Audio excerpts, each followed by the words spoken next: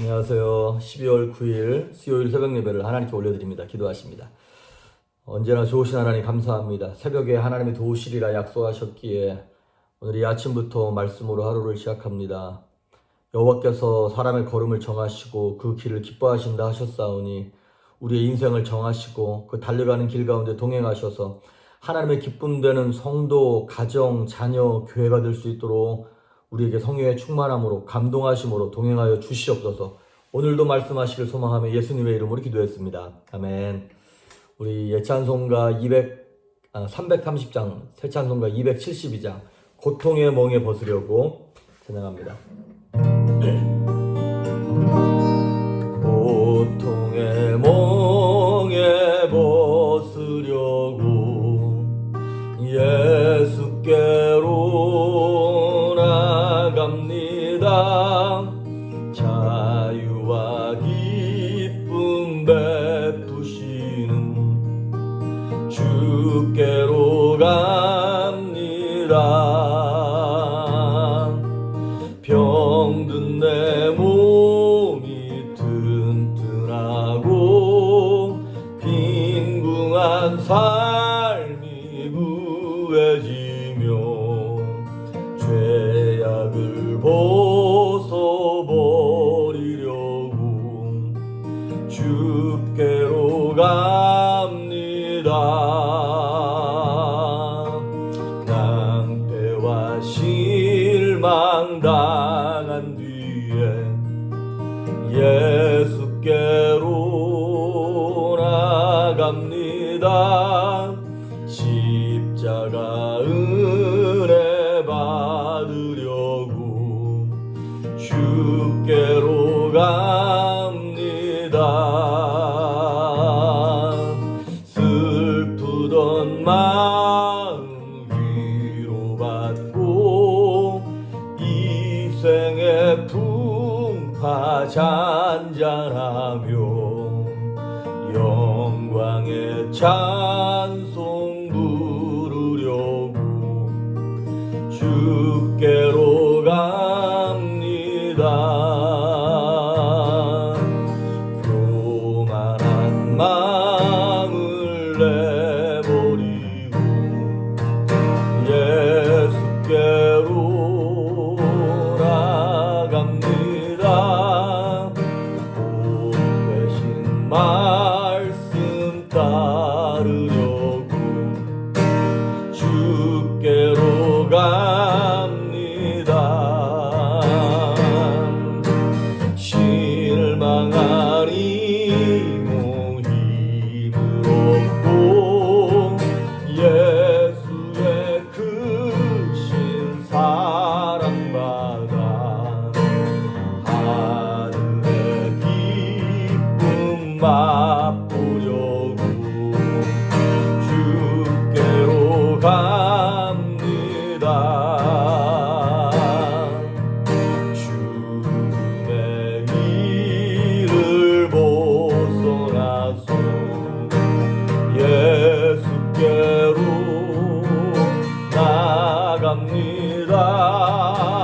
영원한 길을 바라보고 주께로 갑니다. 멸망의 포구에 영화와 평화의 나라 다다라서 영광의 길을 배우려고 주께로 갑니다.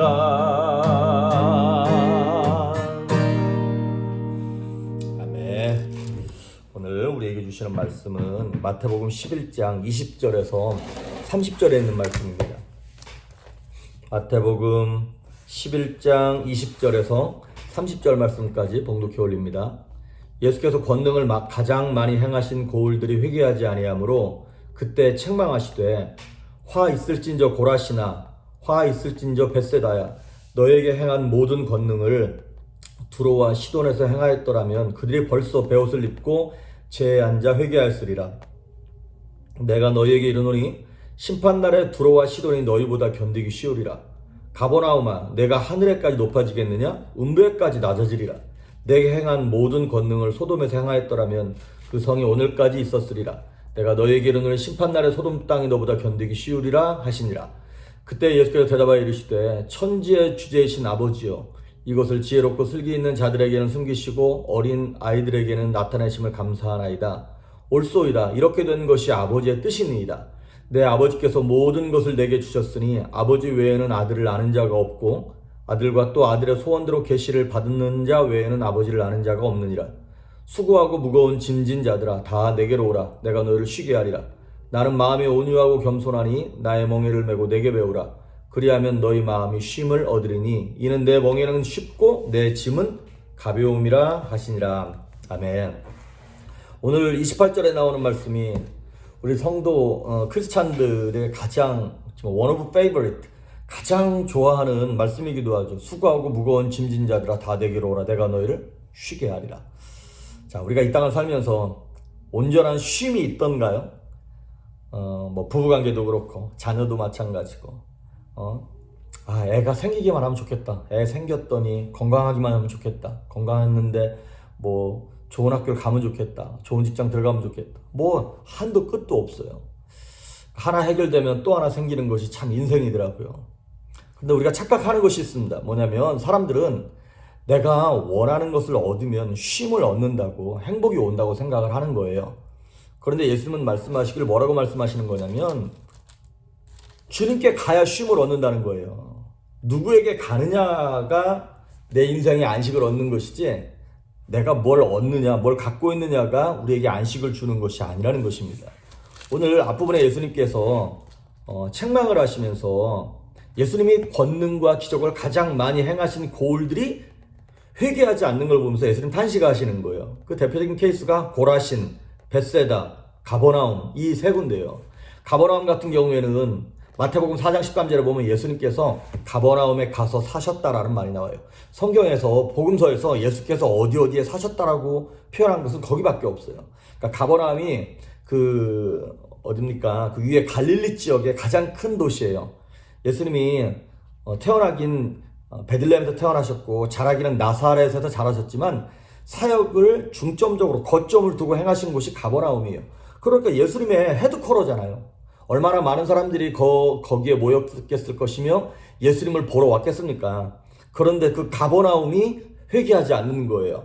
예수님의 말씀을 듣고서도 예수님의 능력, 기적만 바라봤지 예수님께 나와서 예수님께 마음을 열어드리고 예수님의 말씀을 순종하는 사람이 없었다는 것이죠. 벳세다도 마찬가지입니다. 벳세다가 예수님의 제자인 베드로, 빌립, 안드레 이런 사람들의 고향이었습니다. 그리고 오병이어의 기적이 나타났던 곳이고 소경을 눈뜨게 했던 곳이 바로 벳세다입니다. 그런데 그러한 능력이 행해졌던 도시들이 예수님께 돌아오지 않는 거예요. 그렇습니다. 우리가 많이 갖고 많이 누렸다고 평안하고 행복이 오느냐? 그게 아니더라고요. 오히려 더 많이 가진 사람이 더 욕심, 더 정욕에 넘어지고 약해지는 경우들이 참 많더라고요.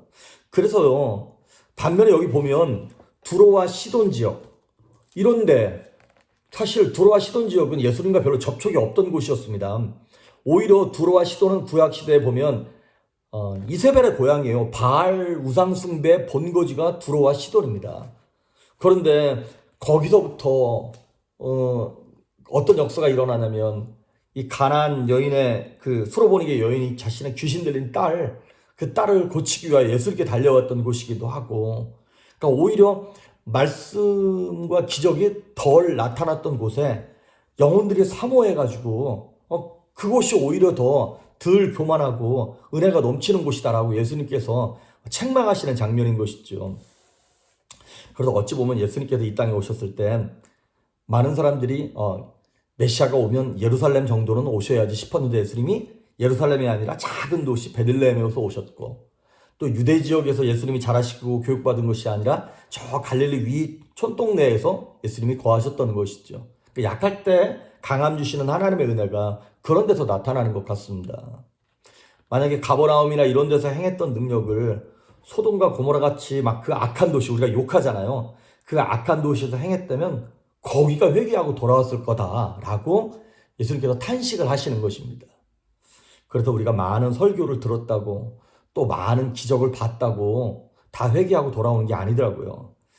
구약에 보면 가장 하나님의 능력과 기적을 많이 본 사람 중에 하나가 누구냐면 애굽의 바로입니다. 바로 왕이죠. 모세를 통하여 막 기적들이 나타나는 강물이 피로 변하고 개구리 이 팔이 가축이 죽고 막 이런 여러 가지 이런 걸 보면서도 하나님의 전능하심을 보면서도 기적을 보면서도 주님께 돌아오지 않는 거예요. 예수님께서 이 땅에 오신 목적은 병을 고치고 귀신을 쫓고 죽은 자를 살리는 것이 포함되어 있지만 그것이 메인 퍼포스는 아니었다는 것이죠. 뭐냐면 병 고치고 귀신 쫓는 것을 통하여 기적을 통하여 사람들이 회개에 이르기를 바라셨던 거죠. 회개함으로 어떤 역사가 일어나도록 구원의 역사가 일어나도록. 그러니까 하나님이 기적을 많이 보였냐 적게 보였냐 하나님이 저주하시는 땅이냐 축복하시는 땅이냐 이게 중요한 것이 아니라 그 저주와 축복의 갈림길이 되는 것이 뭐냐면 회개라고 하는 것입니다. 말씀을 듣고 회개하면 많이 들을수록 축복인 건데 회개하지 않으면 많이 든 그 말씀이 오히려 우리를 나중에 심판하는 도구가 되는 것이죠. 그러면 이처럼 회개하면 다 되는데도 불구하고 우리는 왜 회개하지 않는가? 회개가 쉽지 않은 이유는 이것 때문에 그렇습니다. 회개하면 내가 책임져야 한다는 생각 때문에 그렇습니다. 그렇죠. 내가 잘못했습니다. 그럼 내가 책임져야 되는 것이죠. 그러니까 두려운 거예요. 그런데 회개라고 하는 것이 어려운 일이 있을 때 엄마 아빠 내가 잘못했어. 그리고 아빠한테 달려가는 거예요. 아까 처음에 말씀드렸던 것처럼 내가 원하는 것을 얻었기 때문에 안식을 얻는 것이 아니라 그 문제에 대한 해결자가 되시고 주인이 되시는 분께 달려갈 때 수고하고 무거운 짐을 내려놓을 수 있는 대상자에게 갔을 때 삶의 안식이 오고 평강이 오고 삶이 풀어지게 되는 것이죠. 그래서 오늘 우리가 너무나 잘 아는 말씀인 이제 그 28절에 나오는 말씀이 바로 그 말씀인 것이죠. 수고하고 무거운 짐진 자들아 다 내게로 오라. 근데 여기서 이제 재밌는 말이 나와요. 두 가지 짐이 있습니다. 첫째는 수고스러운 짐이 있고요. 두 번째는 무거운 짐이 있어요. 이게 다 똑같은 짐이긴 합니다만은 굳이 나누자면 이겁니다. 수고스러운 짐은 뭐냐면 이건 다른 환경 때문에 내가 힘들고 어려운 것이 아니라 내 잘못, 내 실수, 내 결정, 내 범죄가 원인이 돼서 짊어지게 된 짐. 이게 뭐예요? 죄예요. 죄 때문에 내가 짊어지게 된 짐을 수고스러운 짐이라 그러는 거예요. 그거를 해결하는 방법은 뭐예요? 예수님께 나아가서 회개하는 거예요. 회개라고 하는 것은 그 무거운 짐, 멍에를 내려놓는 것입니다. 그러면 회개했을 때 나타나는 게 세 가지로부터 자유해지는 거예요. 첫째, 죄로부터 자유해집니다. 요한일서 1장 9절에 보니까 우리가 우리 죄를 자백하면 저는 미쁘시고 의로우사 우리 죄를 사하시고 모든 불의에서 우리를 깨끗하게 하신다 그랬어요. 회개하면 죄가 주는 그 무거운 죄책감 이것으로부터 자유해집니다. 그리고 회개하면 율법으로부터 자유해져요. 로마서 8장 1절과 2절에 보니까 그리스도 예수 안에 있는 자는 결코 정죄함이 없나니 그 결코 정죄함이 없는 그 사람은 생명의 성령의 법이 죄와 사망의 법에서 우리를 해방하는 역사가 우리에게 경험되는 것이죠. 그래서 율법으로부터 내가 뭘 해야 되는데 이런 것으로부터 자유해진다는 거예요. 세 번째는 뭐로부터 자유해지냐면 회개하면 근심과 걱정으로부터 자유됩니다. 잠언 16장 13절에 보니까 너의 행사를 여호와께 맡기라. 너의 경영하는 것을 다 이루리라. 하나님이 내가 걱정하고 고민한다고 되는 것이 아니라 하나님이 내 삶의 주인이 되셔서 내가 주인이 아님을 고백하는 거예요. 그랬을 때 하나님이 내 삶을 딱 주장하시게 되는 것이죠. 그래서 이 어떤 내 실수, 내 부족, 내 죄로부터 나로부터 나오는 그 죄로부터 기인한 짐이 수고스러운 짐이고 또 하나는 뭐냐면 무거운 짐이 있어요. 이 무거운 짐은 뭐냐면 그 원인이 내가 아니에요. 이건 뭐냐? 외부로부터, 다른 사람으로부터, 다른 관계로부터 내 실수가 아님에도 불구하고 내가 짊어지게 되는 짐 같은 걸 얘기하는 것이죠. 이제 다른 말로 말하면 이걸 십자가라고 얘기하는 겁니다. 태어나서 봤더니 브로큰 패밀리야. 이건 내 잘못이 아니죠. 부모님이 잘못한 거죠. 태어나서 봤더니 아버지가 돌아가셨어. 태어나고 봤더니 가난한 집에 태어났고 태어나고 봤더니 내 몸에 장애가 있어. 이건 내가 잘못한 게 아니죠. 그런데 내 잘못이 아님에도 불구하고 내가 평생을 살아가는 동안 짊어져야 할 짐들이 있습니다. 때로는 뭐 이 남자 이 여자가 너무나 사랑스럽고 좋아서 그 사랑 때문에 결혼했는데 봤더니 그 시댁이 뭐 너무 막 나를 힘들게 하는 거예요. 비록 내가 선택하긴 했지만 그런 시댁인 줄 모르고 선택한 거죠. 그런 것들은. 그게 바로 뭐냐면 무거운 짐인 거예요. 그런데 주님은 그 무거운 짐을 뭐라고 말씀하시냐면 십자가라고 말씀하시고, 오늘 성경에는 뭐라고 얘기하냐면 멍에라고 얘기합니다. 주님의 멍에를 져야 한다는 거예요. 하나님이 우리한테 주신 사명의 짐, 이거를 무거운 짐이라고 하는 것입니다. 그런데 예수님께서 29절에 보니까 내 멍에를 메라 이렇게 말씀하시는 거죠. 나의 멍에를 메고 내게 배우라. 예수님의 멍에는 뭐라고 나왔냐면 쉽고 가볍다는 거예요. 그리하면 너희 마음이 쉼을 얻으리니 이는 내 멍에는 쉽고 내 짐은 가벼움이라. 그렇습니다. 수고스러운 짐이든 무거운 짐이든 둘 다 예수님께 가지고 나아가는 거예요. 그러면 회개하면 예수님이 내 죄의 짐을 이미 짊어지셨죠.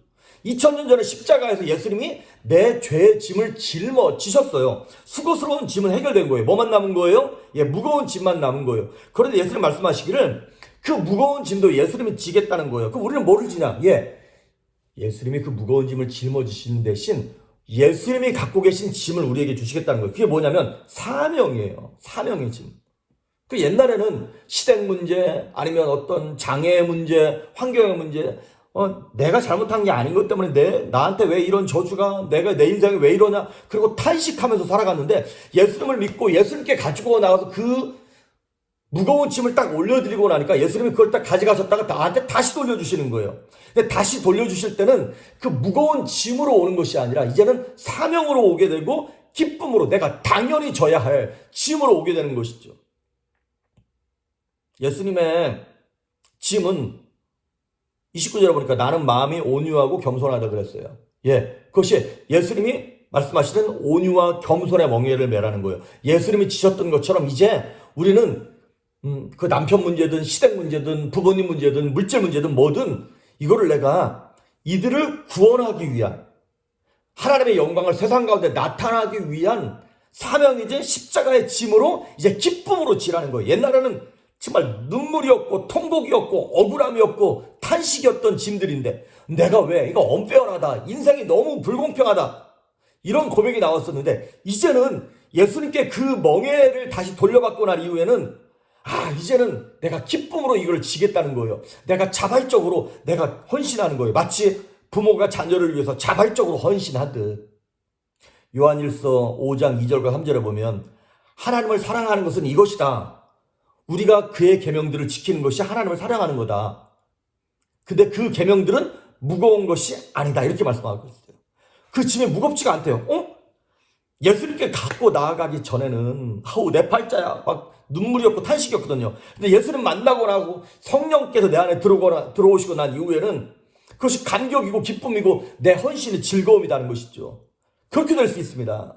요한복음 14장 21절인가요? 나의 계명을 가지고 지키는 자라야 나를 사랑하는 자니 나를 사랑하는 자는 내 아버지께 사랑을 받을 것이요 나도 그를 사랑하여 그에게 나를 나타내리라 말씀하셨거든요.